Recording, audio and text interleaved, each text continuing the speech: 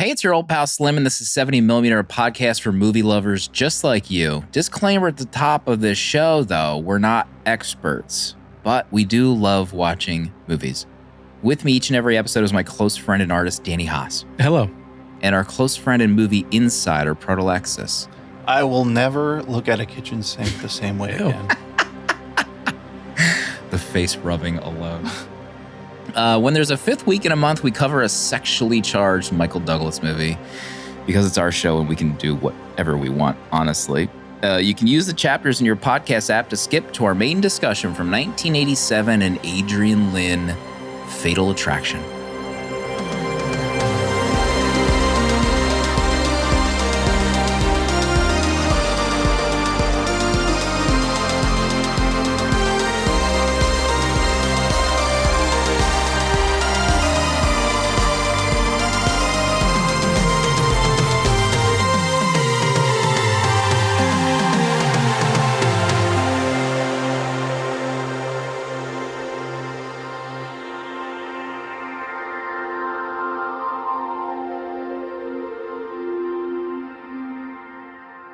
But the big story tonight, breaking news, fresh over my desk, the news desk over here.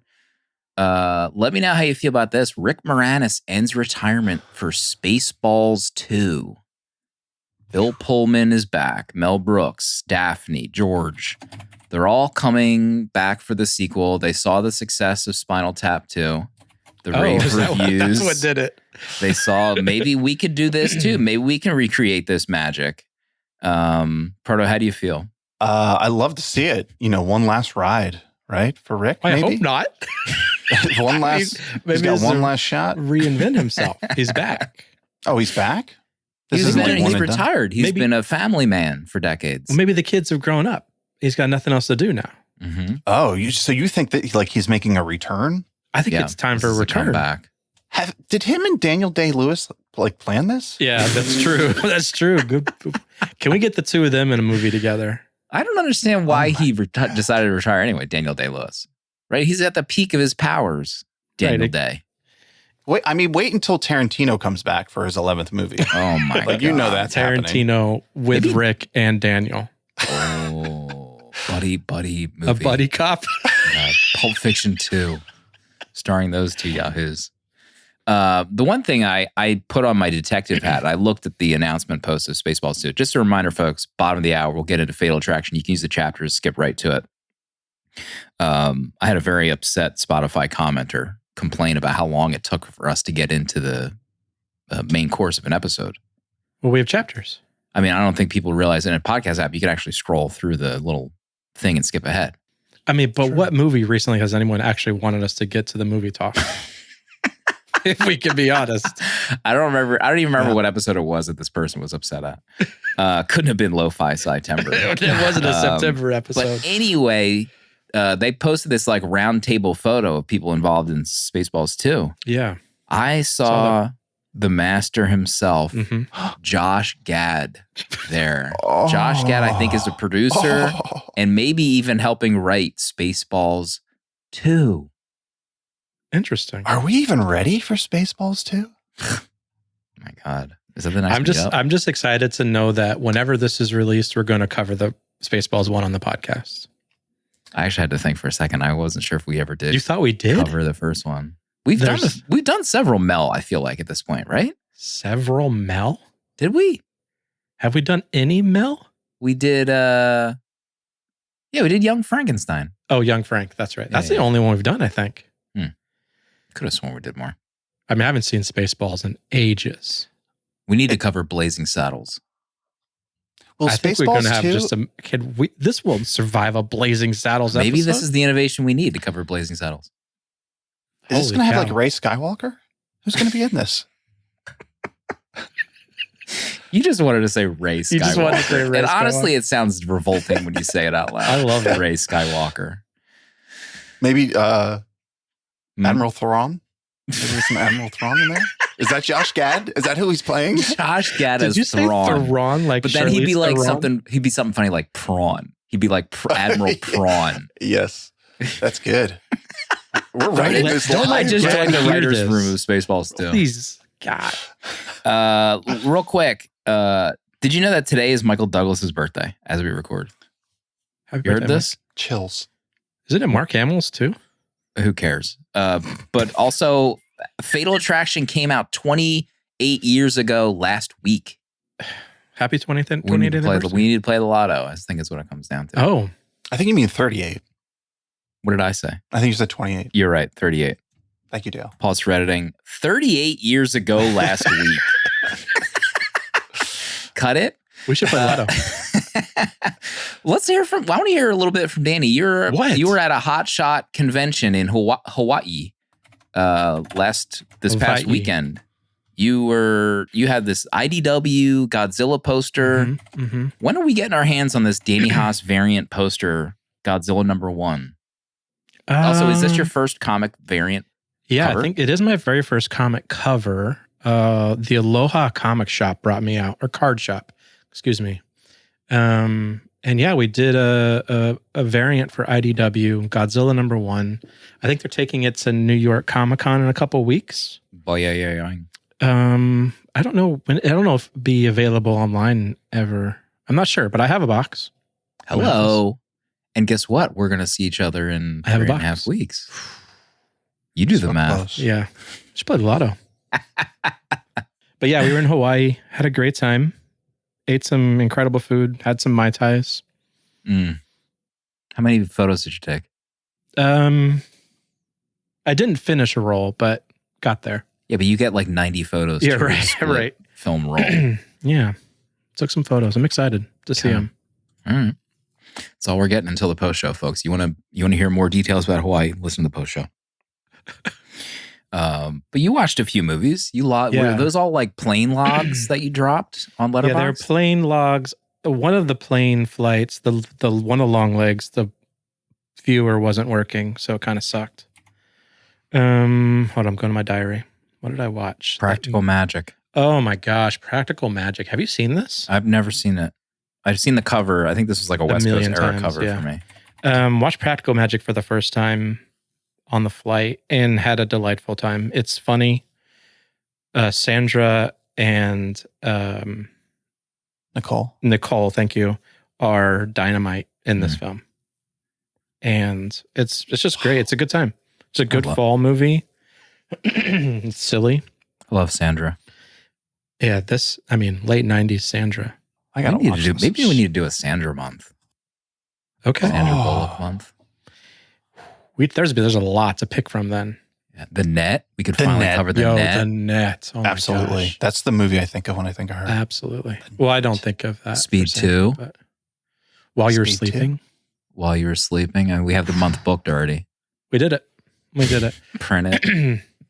Yeah, Practical Magic was awesome. I really enjoyed that. It was my first time viewing it. And then I watched The Post for the first time. Lord have mercy. The Spielberg vehicle, The Post, with Tom Hanks, Meryl Streep. I always avoided it because I saw all the negative reviews of this movie. But I actually loved it.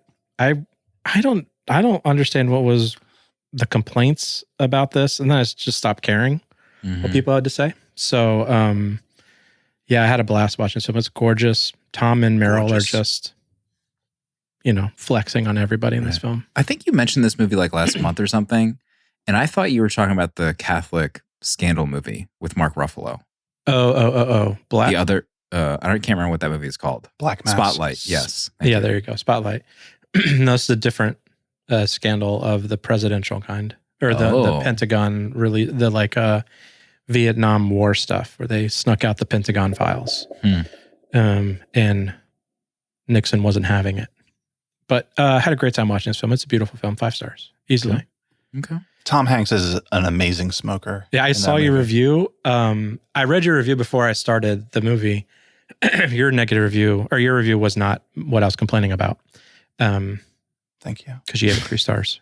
But I knew what to look when you said that. I was watching Tom smoke cigarettes. And you're so right. Absolute natural at smoking cigarettes. Yeah. All time natural. You know he's been doing it since he's like 13. I don't know if I've ever seen him smoke a cigarette in my life. That's right. Yeah, you don't think he'd be good at it. He's right. amazing at it. He's a great actor. I don't think he's acting. I think those are the real camels.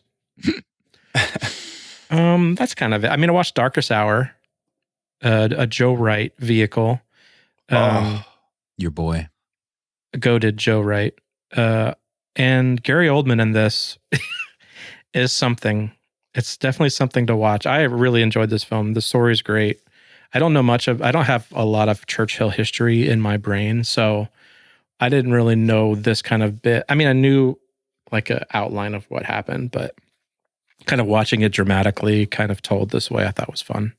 Is this the one with him on the train or the bus? Yeah, the train. Okay. I think I remember seeing. He has like a train moment with the normies. Right. Disgusting him. Yeah, he has no idea how to use the tube. So did you start yet Alien Earth now that the final episode is out? No, I will this week, I think. Or I guess next week now. I have to watch the finale. Are people jazzed about the finale? I've been keeping quiet. I haven't really been looking for anything. Just kind of want to. I haven't really noticed if people have been talking about it or loving it. I didn't even know it was the finale. I think there's only 8 episodes. Did you watch it and not know you watched the finale? No, I haven't watched it yet. You mean you didn't cancel Hulu? Curtis still using Spotify. You think he's going to cancel Hulu? Got him. Speaking of Proto, what did you watched a weird, like, let me just look at these 3 movies that Proto logged. ELIO, Warfare, and Waldo Pepper. Those are 3 of the films you watched this last week. He was on a run. You need to have a well-balanced meal, you know? Well, I was keeping my eye out for Warfare because I figured it was going to hit streaming soon, and sure enough, it hit this week. So I popped that bad boy on while folding some laundry. I mean, what an amazing pairing. Warfare and laundry folding. Hand in hand. But I thought it was, I mean, I think it's great for what it is. Like this just really raw, feeling real. I mean, of course, I've never been on a battlefield, but just like this experience of this one encounter in, I think it's Iraq, is pretty incredible. I fell asleep while watching ELIO with my kids. I thought you were going to say you fell asleep during Warfare. Oh, no. That's rough. Laundry's not going to fold itself. Yeah, I caught the beginning and the end of ELIO. You know, I not enough to say anything about it. And then Waldo Pepper. Actually, I was folding laundry then too. So it's been a big week for laundry. You guys Jeez got Louise. going at that house. And I mean, Waldo is a delight. People should watch it. And it gave me this GIF that I'll just drop in chat right now. Like maybe one of my favorite scenes that I've watched all year. Waldo flying into a barn. What a moment. I love that so much. That's a good letterbox feed review reaction. Yeah. I feel like this is going to get some good mileage. But it also had me, this movie, you know, Waldo Pepper flew World War I fighter planes. I was immediately looking up memoirs of like people doing this because like the idea of flying these planes, like it looks like they have no instruments in there. Like how did they know where they were going? Like I need to understand how this even worked. And not only that, but they're doing tricks where they're on the wing of a plane. They're wing walking. Like the Sarandon stuff is the crazy. Sarandon stuff. My God, the Sarandon stuff will. You have to watch this. It'll change you. Like I wasn't expecting anything, and it like I fell over during some of the scenes in this movie, and not just her scenes, but the other friend later in the movie. Yeah, I need a 4K of this. yeah. But what struck me also is like they get grounded. You know, they get their license taken away. Right. After so many events happen, like emotional events, they don't care. They're like flipping out about losing their pilot's license. Yeah. And like that's the number one thing they care about in this movie. It's so weird. But yeah, gorgeous stuff. I mean, honestly, the lo-fi nature of flying those planes, it's like, could I fly a plane? Right. Yeah. Like, should I just have a plane and just start flying it? Like, that's what it looks like legally. That's all you need. Just like rickety plane. Absolutely. Can you imagine like flying to your friend's house? Oh my God. No traffic. That's the future we were promised. Yeah, true. Let's see. Edgar and Justin joined our Patreon, got access to uncut, longer episodes, including our post show where we'll talk to Danny about Hawaii and all its glory. And then also we're so close to releasing our Jackie Brown episode. Okay. It is so close. Only to patrons. What a moment. What a conversation we had. You get 75 more of those episodes that are only available to patrons. It's a lot. It's a spicy meatball. Real quick, I did finally settle the score on One Battle After Another. Mm-hmm. I was able to see a screening of that. They had people dressed as Leo in the theater. Okay. They were giving away sunglasses. They were giving away beanies. And honestly, what sounded like thick, expensive vinyl posters. Oh, double-sided? Oh. I don't know. People were like rolling them and they sounded expensive. Oh. So I saw this in IMAX and Dynamite 5 bang. I think this I'm getting Oscar feelings about this movie. I'm not sure if anyone else has reported that. But everyone is amazing. You heard it here first. Is Leo? We're witnessing history with Leo, right? We? As we live and breathe, we're living through it. Yeah, it's nuts. That scene of him with the kids at the door. All right, when some of us haven't seen it. Right? Door spoilers. Sorry, yeah, sorry. Seriously, he has a front door. I will say too, Brian Formo at Letterboxd, disclaimer, I work for Letterboxd, but I don't speak for Letterboxd, did an interview with PTA and Leo. Nice. And I think it was like maybe only one, if or two places that got a conversation with both of them at the same time. Oh, like wow. They're the only place that did it. It's an amazing interview. And I'm just always struck by, like, I always picture Leonardo DiCaprio as being like, you know, too big or like too vague. Like he's a mysterious figure. He doesn't do these interviews. But the interview with him is so good. He's so engaging. He knows what he's talking about. And I recall like when Killers of the Flower Moon came out, I sat in on an interview that we did. I was the tech guy on the interview with him and Marty. Yeah. Mm-hmm. It was like just a conversation between the two of them about the movies they watched. And he like immediately jumped into interviewer mode and he was a pro. Like he knew how to handle the conversation and he did all the work. And he's like calling stuff out in this interview on Letterboxd Journal that is just like, damn, this guy knows. Like he's really in it. Like he's calling out shots that he loved from the movie that he'd never seen before, like the scene with the roads in the movie. Like he was just trumping up that for PTA. There are roads in the movie. I was so purposely vague about that. that was a big the scene with the roads. But yeah, I love hearing conversations with him. I also saw that he was on the Kelchi podcast. Who? New Heights. Him and Benicio. Oh, the brothers. I don't know what words you just said. Taylor Swift's husband's podcast. Oh, Travis Kelce. They got married? Travis. They're going to get married. Right, Breaking right. news. But that seems like a pretty good get, the two of them. Kelce. That's good. Benicio. I had no idea what you were talking about. Benicio's so good in that movie. Spoilers. But I also saw I went to a screening today for Springsteen, Deliver Me From Nowhere. Let it out. Let it out.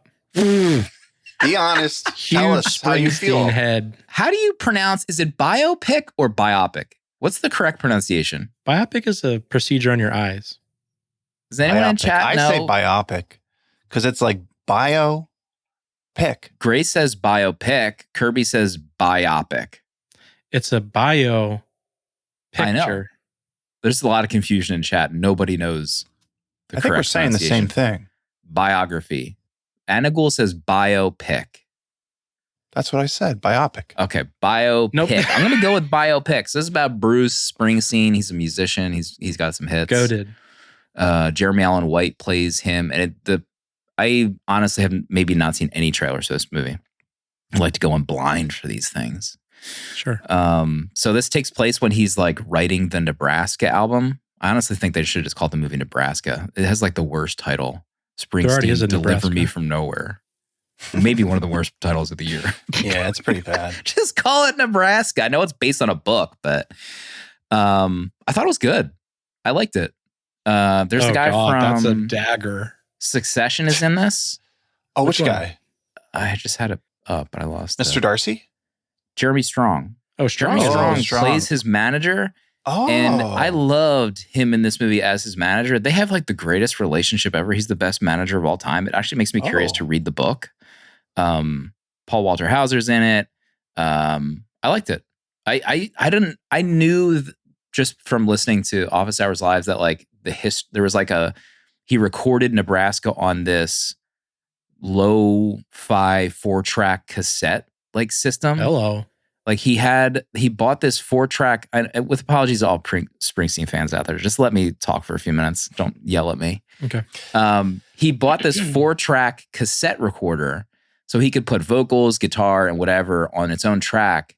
And that's like the lore of the Nebraska album is like, it's so kind of like bad quality that he loved the realness of it. He recorded it in this like bedroom and he wanted to release it in that quality.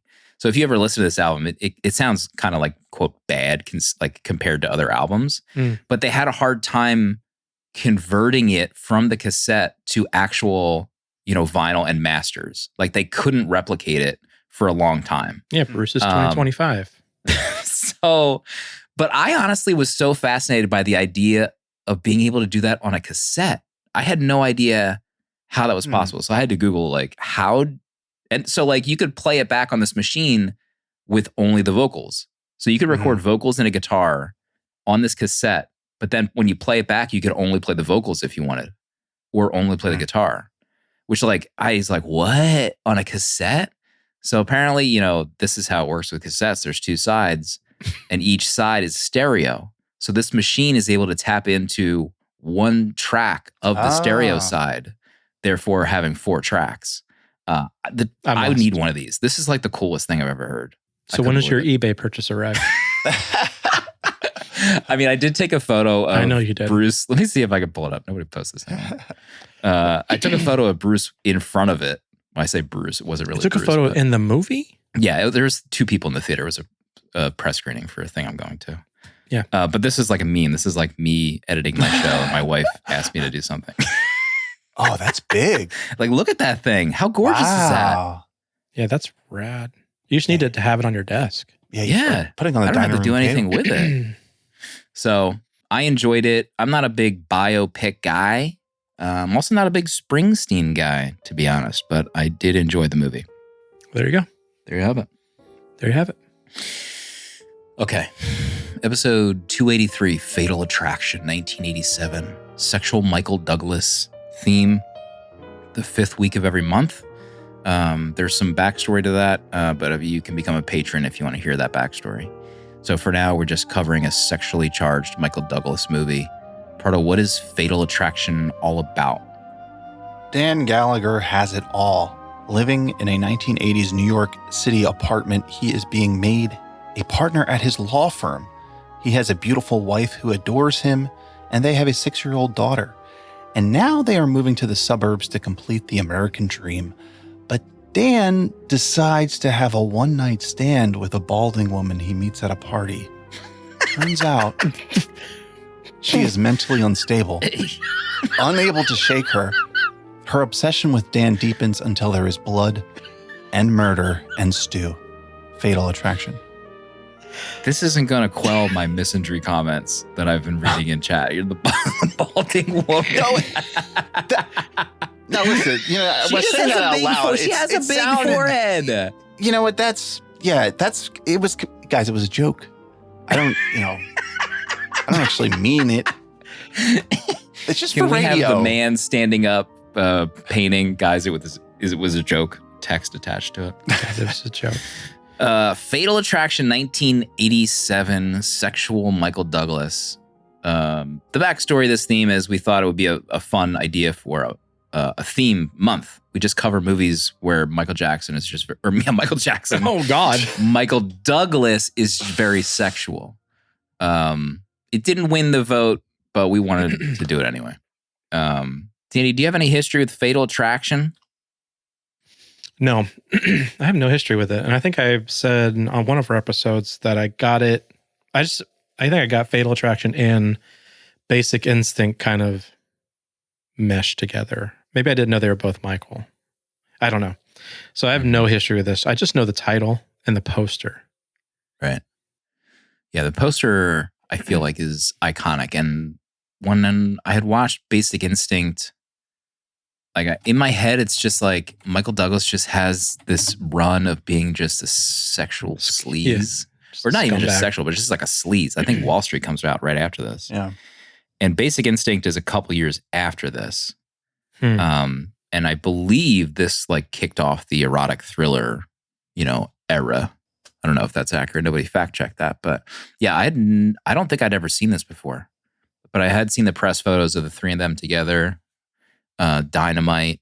I had seen pictures of maybe Glenn Close with a knife. That's about all I really knew of this movie. Spoilers. Pro? Iconic poster. Definitely remember seeing this. And then I watched it for the first time this year for my Bornie, actually 1987. So yeah, I watched this back in May. So this is my second dip for the year into Fatal Attraction. Double dip. I gave it 4 stars then. Oh God. 4 stars? Yeah, I liked it. I mean, we'll get into it. We'll talk about the movie. Talk about it. We talked about it during Basic Instinct, but Basic Instinct made an S ton of money when that came out in theaters. I think it was like 50 million and it made like 350 million. This one only cost 14 million and made 320 million. Wait, what? Wait, how much did it cost? 14 mil. What? That's what this movie cost. What? And I mean, that's like insane. That amount of money. People were ready. They're throbbing for erotic thrillers back then.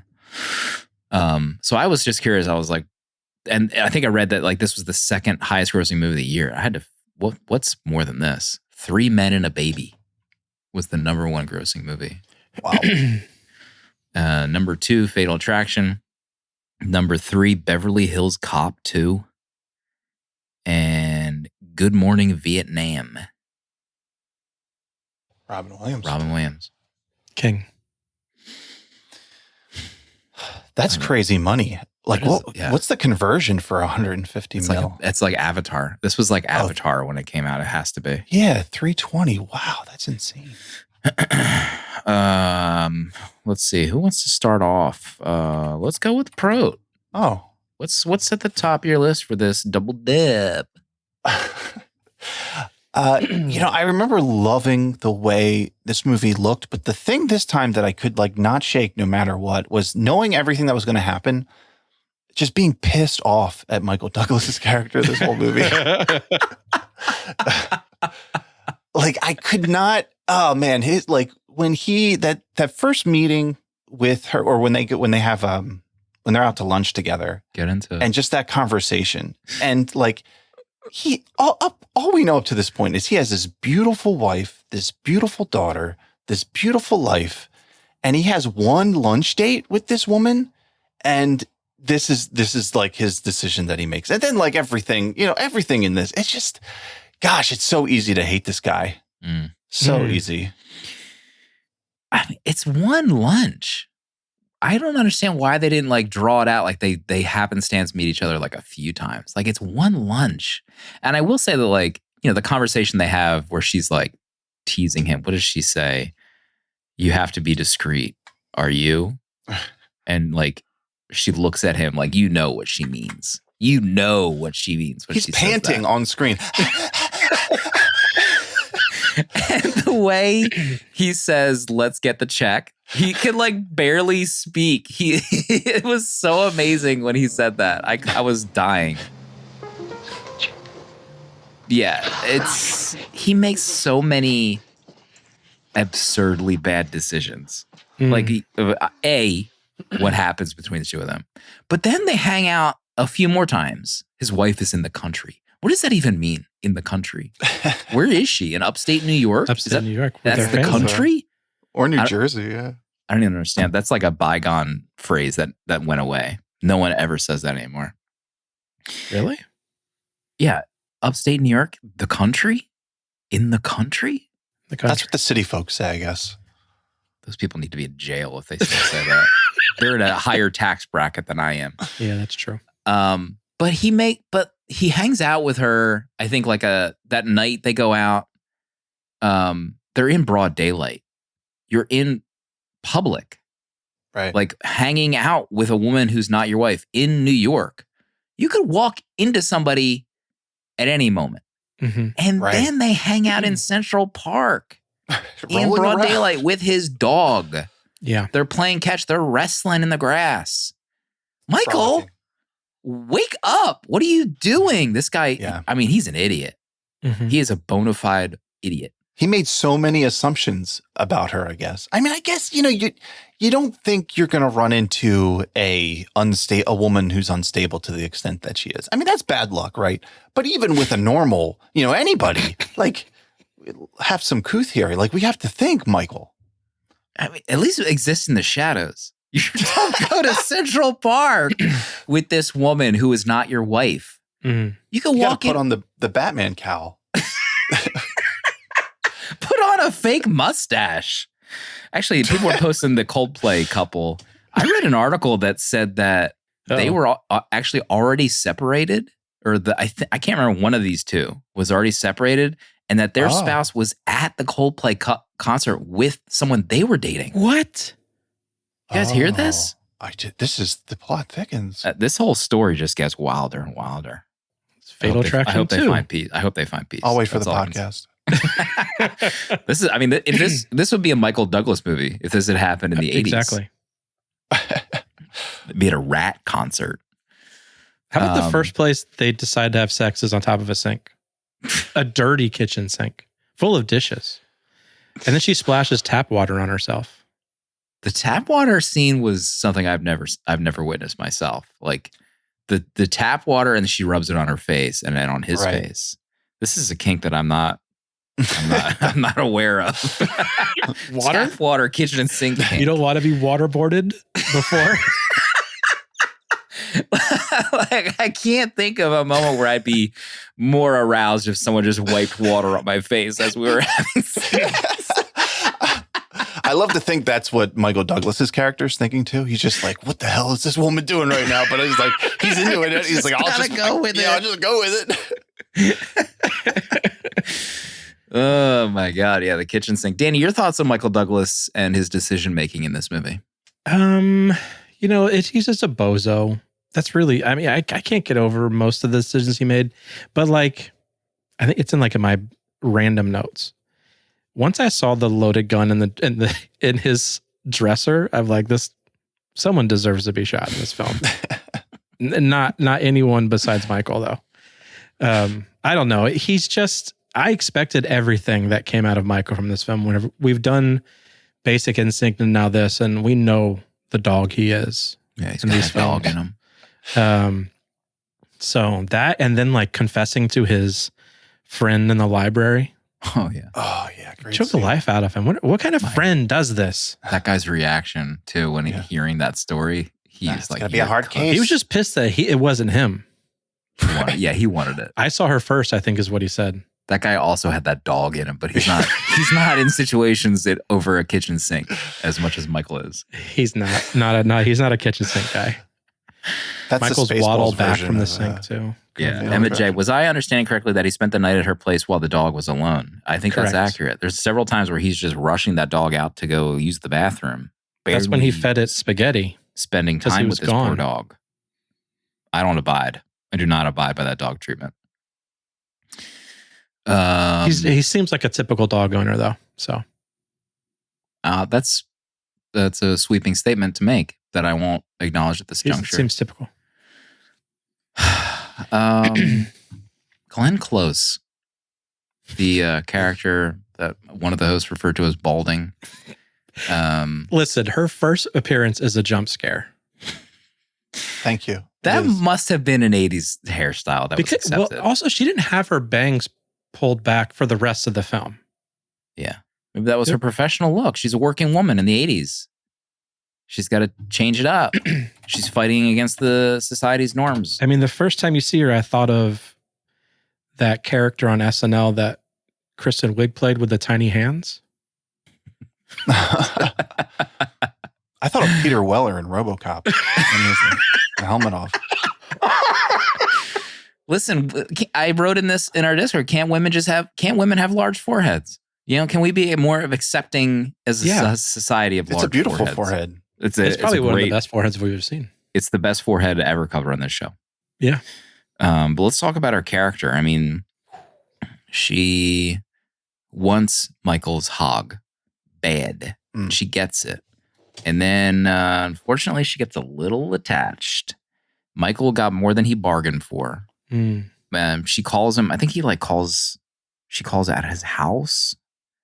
She calls everywhere. Gets his number. And that's like, that would have been the stop sign. That would have been like, this is bad news bears. I'm screwed. But it just gets even worse. She's really attached. I think at the time this movie came out, there was like a lot of debate around the misogyny around how this character was treated as like, or how like women in the 80s were trying to join the workforce, and like this kind of just set things back. She's like a working woman. She was treated like a monster. And I didn't realize that there was a different ending that they reshot it. The original ending kind of just like really lays into the fact that she's like mentally ill and she has an illness that is not treated. Okay.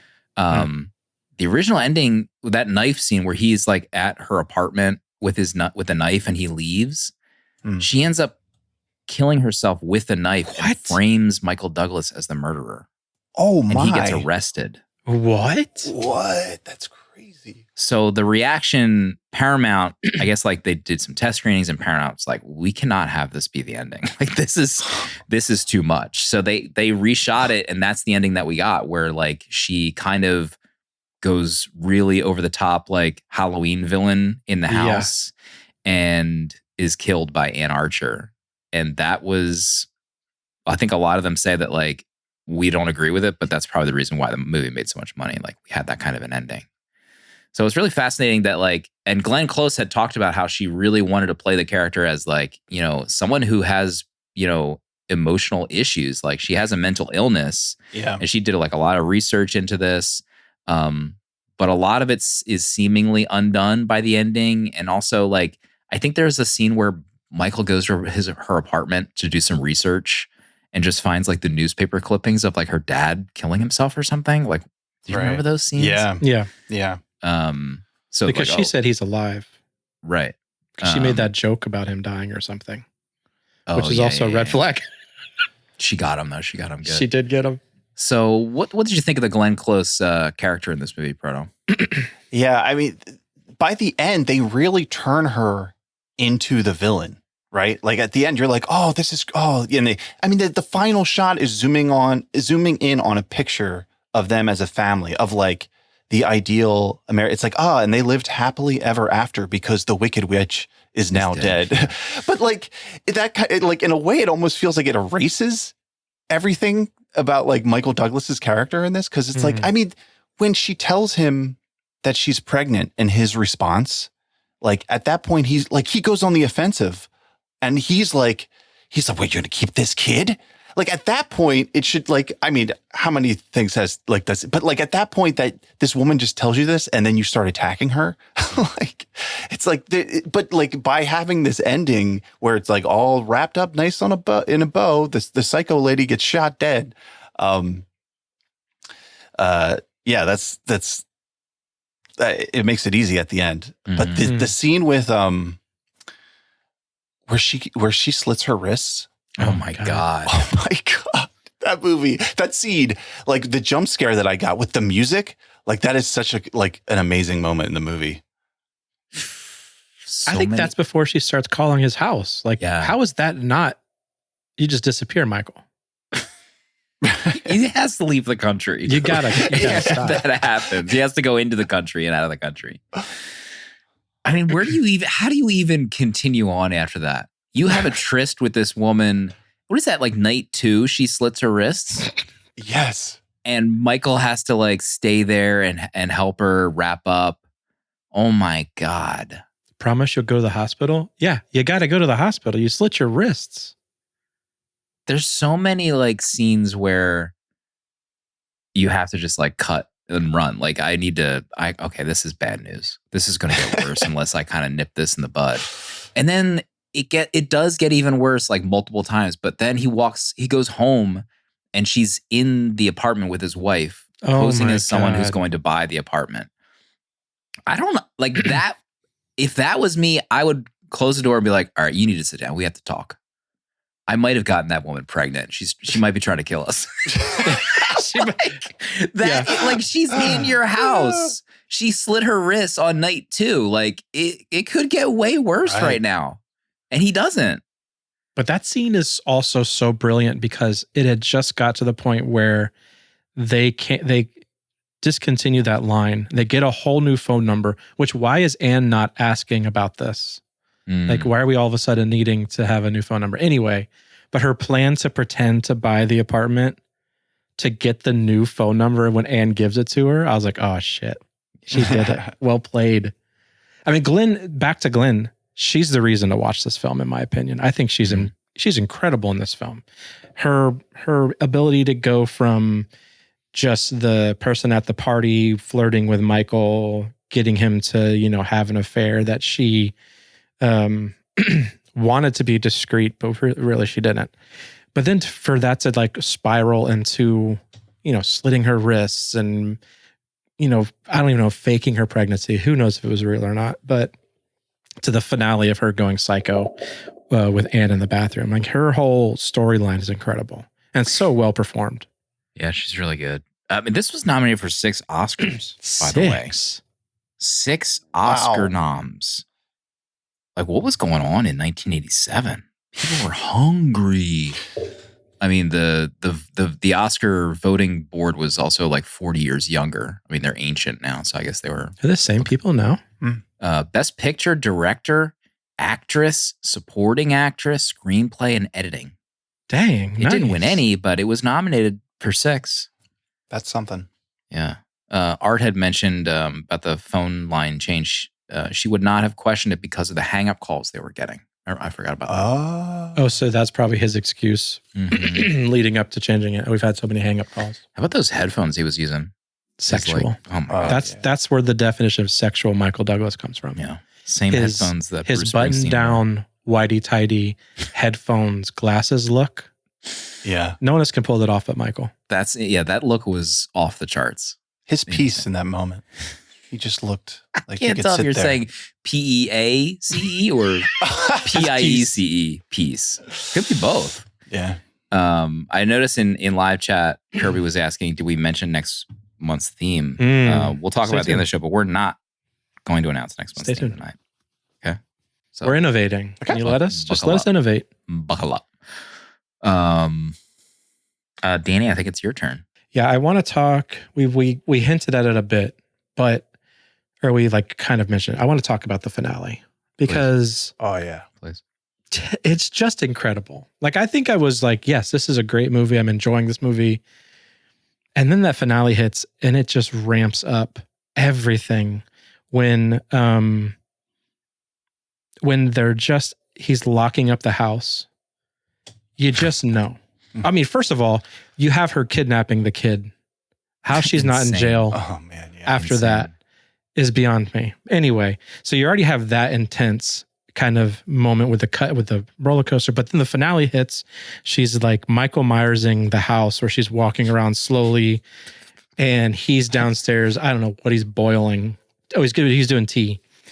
And when she enters that bathroom with the knife, I think I stopped breathing until Anne shoots her because I thought she was going to stab Anne to death, which I would have been furious. And then Michael finally takes 6 hours to run up a flight of stairs. He's the slowest runner I've ever seen on film.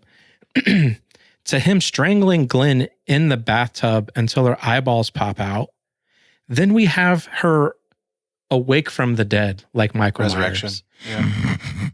Jesus, so much. Like it was, and then for Anne to have gone to get the gun and shoot her, I was just baffled. I was like beside myself. The idea that I don't even know if I would have liked the other ending because I loved this ending so much. This one worked on me. I think it's such a brilliant ending. It's a really nice end cap to this film. Yeah, I was thinking the whole time when Michael was fighting her, I even wrote like, I can't believe this is the ending. Like it should be Anne beating the crap out of Glenn Close. Like that should be the ending. And then she shoots him. Like, oh, okay, idiot. But yeah, like when she's like using the knife on her leg, when she's like talking to Anne, gosh. it's really bonkers. I mean, it's a long scene. Like he's making the tea, and she's like, as soon as she starts screaming in pain, the tea starts whistling. Oh my Like God. as a reshot ending, like pretty well done. The idea that there's an alternate is wild to me because it's such a good ending. I think the original ending was included on at least the DVD release and Laserdisc, so it's probably on YouTube. I didn't think to look for it. But there was a lot of talk about like Michael not getting his comeuppance in this or any, but it's pretty wild to think like, what if this was released with that original ending and he's framed for her murder? And dang.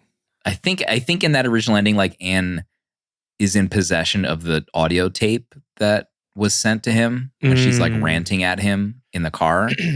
So I'm not really sure if it's, maybe they leave it nebulous. Maybe like Anne makes it as like, do I do anything with this tape? Or maybe he sits in jail for the rest of his life, which would have been a fascinating twist also. Yeah. Like leave it in Anne's hands to make a determination. Like, should I save my husband or is he just going to deal with the, like that cop said, like that guy made the bed, you go weasel your way out of it. Emma in chat, she just posted a YouTube clip. It says it's the alternate ending for Fatal Attraction. So I guess you can watch it. Yeah, that scene, at that point, I have so much empathy for Anne. Like I'm really, like you said, Danny, like I am really scared that she's going to get murdered here. And I'm like, not Anne. She's the one character she that doesn't you like, deserve this. Yeah, she's been through so much. I mean, she just had her kid kidnapped, for a whole day. I mean, but her just driving through the city trying to find her child, like just looking down streets. Yeah, no security. That's what you do. And then getting into an accident. Oh my gosh. Oh yeah, I forgot about that. Can you imagine like being, I don't know, you're like running errands for a couple hours and you don't have a cell phone. So it's not until you get back to your house and like maybe check your messages that like someone called you to tell you a loved one's been in an accident or something. Like if that was your spouse, like that's just so crazy to think about. Also, that's true. Like now you instantly know like when something happens. But I mean, Anne knew she was one shot. Like she went to get that gun. She knew what she was doing. Maybe that was Anne's nightstand. Oh my God. Michael was checking to make sure Anne had her gun loaded in her nightstand. We need an edit of Michael saying, she's one shot. She's crashed. She's one shot. Oh God. Some gaming jokes for folks out there. Oh my God. Whose turn is it? I think it's Prot's turn. Yeah, Anne Archer, man, I fall in love with her watching this movie. My gosh. That black dress she's in on that party that they go to. Gosh, she looked amazing. $1 million. Her hair too. Amazing. Gosh. Yeah. Dynamite. In love with her. And then like, yeah, that scene that they have together in the house where she doesn't know who she is. Even then, like when Anne she's at the farmhouse and she's like calling him. By the way, there's so many great sets in this movie. Like the way this is shot, it's stunning. It really is. But yeah, Anne Archer, I fall in love with her. Yeah, she's a fox. And I don't know. I don't feel like I'm looking at the photo of them, in the backdrop. But I know it's like very 80s. But I don't know. I think it's like coming back around. Like maybe 15, 20 years ago, we would be like laughing at like how they looked. But now I'm just like, I think they all look great. Oh, yeah. Who's laughing now? Yeah, we got the last laugh. That's good. I will say that I think Michael looks like he's not at peak sleaze yet. Maybe Wall Street, it kind of kicks that off for him. Like his hair's not quite there yet. I feel like Basic Instinct was prime, sexual sleaze Michael Douglas. It's almost like, this is his rookie year. He's not quite there yet. We went through my main points already. I have a jokey review maybe coming that this is my In the Mood for Love. Oh in no! terms of extramarital Don't hit affairs. send on that one. Stay tuned to my letterbox review for that one. Let me see what else I have here. They're in Central Park together. 3 exclamation points. Effing idiot. Oh yeah. Back to the visuals. Let's see. Who's the cinematographer of this? Because I mean, when they go out at night on like their first night out, Glenn and Michael, there's like some amazing night shots with the lighting and like some fog and smoke with some rays of light coming through. Really stunning. That shot of him walking out, I think at sunrise from her apartment down like the meatpacking district. Lord have mercy. Yeah. All the elevator scenes when she's giving him an old fashioned in the elevator. And the light is coming through. Remember, he like has to struggle to hit the button because the guy's walking by at the floor above him. Cinematographer Howard Atherton. Danny, you'll appreciate this. Same cinematographer as Bad Boys. Love Howard. His work is incredible. Lolita. Indecent Proposal, which I would love to do on the show, or just watch for funsies. Is that Deep Michael Rising? Douglas? Who's Indecent Proposal? Bob Redford.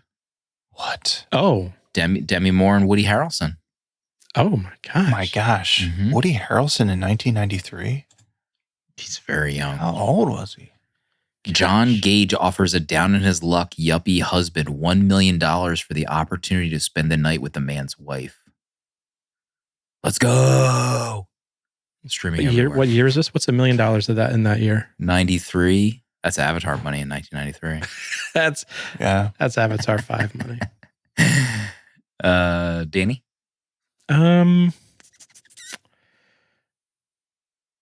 Yeah, I don't know if I have. I mean, we flew through a lot of it. I have Madame Butterfly spoilers. Had no idea about that. They spoiled that opera for me, I guess. Herman Munster jump scare. Did you see Herman Munster? The actor? Oh my. He was the boss smoking the cigar walking with Michael. The super tall guy? Yes. That's the guy that played Herman Munster. Yes. Dude, his suit and him, like the way he was smoking that cigar. Gosh. Oh my God. You know, Tom Hanks professional. Yeah. Yeah. Loaded gun in the nightstand. Idiot. You're here with a strange girl being a naughty boy. God, what a line. Yeah, I don't have much more to say. Let's get the rating. I'm going with 4.5 stars. Whoa! I loved this movie. Cow. I was engaged the whole time. What was your rating for Basic Instinct? Does anybody remember? Well, I don't think it was 4.5 for Basic Instinct, was it? Probably not, because I thought that movie was a little bit ridiculous. I loved the story. I thought Glenn was amazing in this. I don't know. I was engaged the entire film. It was a great movie. Dang, okay. Adrian Lin, I mentioned 2 other movies with the cinematographer, Lolita and Indecent Proposal, also directed by Adrian Lin. Adrian, also Flashdance, 9.5 Weeks, the Mickey Rourke Kim Basinger sexy movie. So the king of sexy movies. He also did Deep Water, that Ben Affleck, Ana de Armas movie that came out during the pandemic. And Jacob's Ladder, which I remember enjoying. That horror movie with Tim Robbins. So I want the Jacob Ladder poster. Very interesting filmography for Adrian Lin. Pro, anything left on your list? Menchie's rating? Let's see. Oh yeah, when he said, I think I'd say it's going to be up to you. When Michael says that to her, you wanker for doing this to Anne, I wrote. Wanker? Yeah, I don't know what got into me. Yeah. I loved when he called her and told Glenn that, like, my wife knows. And then she got on the phone and said, like, you ever come near us, I'll kill you. Speaking of wanker, I think we do see a shadow of Michael's hog in this. A little bit of a tip. You know, if you are paying attention, if you're looking closely, you will see. Is this in the kitchen sink scene? No. When he's like dancing to get his pants off? No, this is when he's getting up from the bed, I think, to get dressed to go home. Oh, might have blinked during that scene. Yeah, if you blink, you'll miss Gotta it. go back. Michael comforting her in the bathroom, him just thinking like, how did I F up this bad? Like, how did I get here in 48 hours, right? Like his whole life flashing before his eyes. Catastrophic 48 hours. Boiling the rabbit. Yeesh. Rough. Very Oh rough. yeah, holy shit. Pet gore in this. Watch out. Yeah, I'm going to say at 4 stars. Nice. Yeah, I really enjoy this movie for what it, parts I can. Mm-hmm. Maybe as Cautionary tale. going through my Menchie's Pro, maybe see if any tagged 70mm pod reviews on the Letterboxd website are worth bringing up. Let's see. I mentioned the headphones in my notes. Living in the city. I mean, I don't know. Can you imagine living in New York City? Isn't this your dream, Danny? Don't you want to live in New York City? You love New York City. Dream is to definitely live in New York one day. Casey and I love the city. Would you do a 5-story walk-up? That was the only option? Would you take it? Oh, would I take it? Yeah, I would do it in a heartbeat. How about that elevator in the car parking lot situation? Also, a great shot of her like in the shadows. Oh yeah, you just notice the hair. But I mean, like elevators without doors. I feel like that's very European. That's a trap. But just using that in the car parking lot, oh my god, so stressful. Also, what'd she pour in his car? Battery acid? What was acid, that? Yeah. Jesus. How do you even get your hands on acid like that? How'd she get it up there? She's like hauling this bucket. People are. Is no one asking what woman like? What's this woman too doing? hot? Why would you ask her that? You'd probably be like, "Do you need help with that acid? Can I carry that for you?" Not everyone's as dumb as Michael to engage with this woman. I would offer to carry her acid for her probably if I worked in that car parking lot. I don't know if that's a metaphor or not. We'll let it be. F, she slit her wrist. This guy is beyond F. It's like 20 minutes into this film. Yeah, 45 minutes is like when you realize shit is in the, like, it's over. And there's a lot of movie left. Yeah. She's listening to the opera while flicking the lights. Oh my God. That was a wild scene. His lawyer office, they have all those books on the wall. Remember books? Oh, Right. do you think that the Madame Butterfly comments in the film were because she killed herself in the original ending of this movie? I kind of took it as, I mean, she's dead at the end, so it's close enough. But yeah, maybe that makes more sense. Yeah.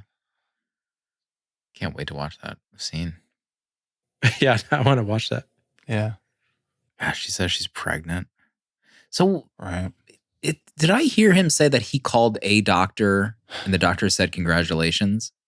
So Yeah. did he call to verify that she was pregnant and that doctor said congrats to verify that she actually was pregnant? Yeah. Like, I thought maybe they would keep it nebulous, but maybe not. I mean, she gives him the gyno card. Was she putting on like a man voice? Was that like another phone? I feel like she faked it. I feel like she's definitely someone else. This is Glenn's doctor. Yeah, congrats. I love that. Let's go with that. That's good. Where's that deleted scene on her on the other line? Deleted Glenn Close poses as male doctor. His friend. Oh, yeah. Oh, God. She's in his apartment with his wife. Game over. His reaction. I mean, all-time long shot of him just standing there looking at her. His brain fell out. Going on. It did. Open elevators and coin tolls. It's funny that this movie had like throwing coins into a toll. Yeah. Because I drive a lot on the turnpike and they're finally taking down the tolls. Yeah. They're removing all the tolls. You guys still have like tolls? Yeah. We only now, I mean, we had Easy Pass, but they left, the Easy Pass in the old tolls. And they now added that new system where it's just like lights on the highway. So they're finally dismantling all the tolls. Not only do we still have tolls, half of them are still cash. What? You could still pay cash. PA How's is Florida PA, New before Jersey, I anyone think else on these it's- things. I haven't given cash to a toll in years. Yeah, when we go to like a lake house trip, some of the highways that we're on have like elaborate easy pass Yeah, that's what we have. throughways, and it's like, man, we're in the Stone Age. Do you Yeah, guys have that's to new slow tech up down here. for tolls? We You don't just used to drive have to new slow down to ones. go through the tolls that had easy pass. What? Like you That's would still slow a thing? down, Oh, yeah. the light would go green, and then like, okay, yeah. These are just I don't. mean, we're you just whip finally through 'em at getting 70 miles. We're an hour. finally at like the year 2000 now in PA. That's crazy. I had no idea that still existed. It's Deontis's Yeah, Florida. I did get a little nostalgia when she whipped the coins into the urinal. Mhm. Mm. I mean, imagine being a toll person having to do that for 8 hours a day. Cash, take it, give you cash, change. Hold on, trainer in chat. I You guys just don't saw have his to buy. comment. I don't know if this is real. You guys don't have to buy specific toll tokens to throw into a bucket.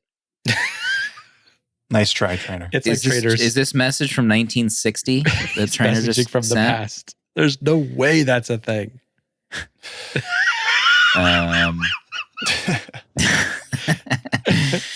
Ellen kidnapped. Oof. Rabbit stew. Visuals at night are amazing. It's also crazy that they didn't like. She's missing. They go to like arrest her after Ellen was kidnapped, and they're missing, or she's missing. The cops can't find her, and he doesn't lock the house. He's slowly locking. That's the not house. step one when you get in the house. Like she's probably in there already, but like lock the doors when you get in the house. Moron. Yeah, this is a very fun movie. Very fun. I wish that the original ending might have been included. I think that might have been a really bold ending. Kind of keep the dark, the dark place that Glenn Close's character is in, and just go the whole way. 4 stars for Fatal Attraction. A lot of fun. Hell yes. Any reviews from our community, Pro, that you would want to spotlight? Yeah. 70mm pod on Letterboxd. Yeah, there's a few good ones here. We need to check in on Mosh. He gave it 1 star. A real contender for movie I hated watching the most. What? Wow. Mosh, I hope 1 you're star. okay. Okay. That's, yeah. Ev said, I effing sobbed. 2.5 stars. And Art, he wrote, he's at 4.5 stars. Thank Loves you, the Art. movie. Hello. He's right, bullseye from Art. He has this one line that when his wife comes in, she says, "Oh, geez, this idiot," to Michael Douglas in this movie.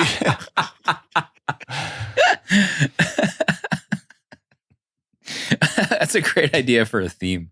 Oh, geez, this idiot.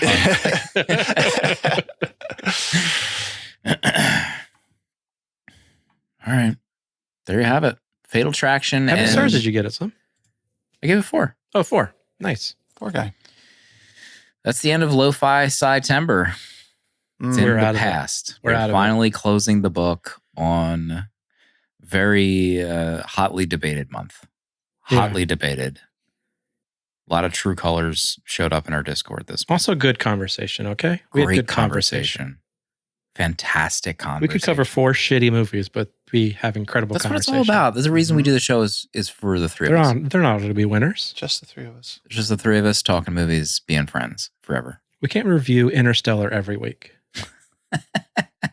Nor would we want to. No. We got to keep it special. Normally, we would announce the next week's movie and the theme for the month, but we are going to try something a little bit different this month. We looked in the mirror, the 3 of us. We all 3 stood in front of a mirror and we said we need to innovate again.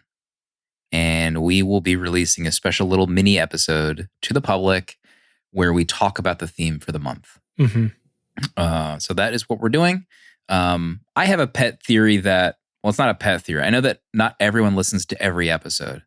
And I know people come in and out, and that's just how podcasting works. But maybe that would be kind of helped out with a specific episode where we talk about the theme.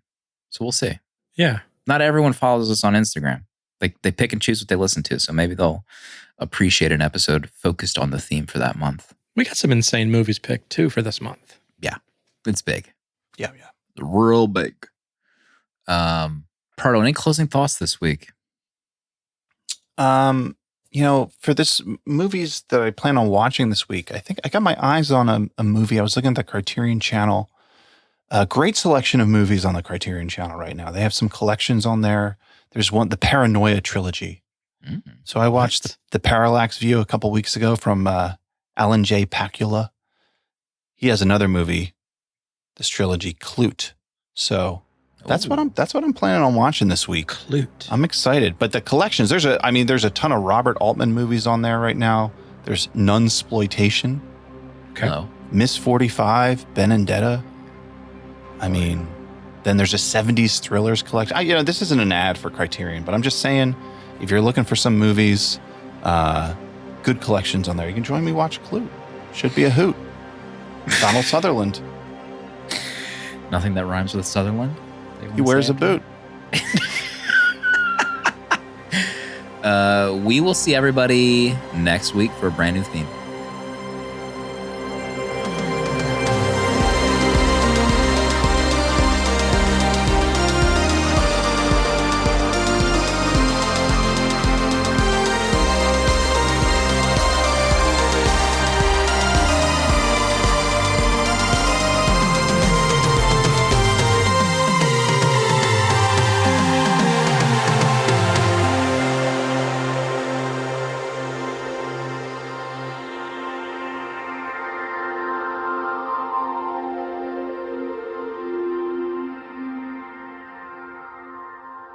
$70mm is a tape deck production featuring original artwork provided by Danny Haas.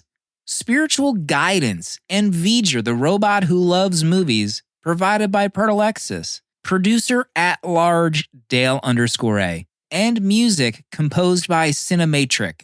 Prints and other merch are available on 70mmpod.com. This episode was mixed, edited, and produced by me, Slim. Support our Patreon for access to our VHS Village Discord to talk movies with new friends, access to our exclusive episodes in the 70mm vault, discounts on merch, uncut episodes, and a physical membership card mailed to you. To check out other Tape Deck podcasts, find the link in the episode notes. And if you'd like to support our friends at Letterboxd and upgrade to pro or patron status, you can do so with a 20% off discount using the links on 70mmpod.com. Goodbye. This is a Tape Deck podcast.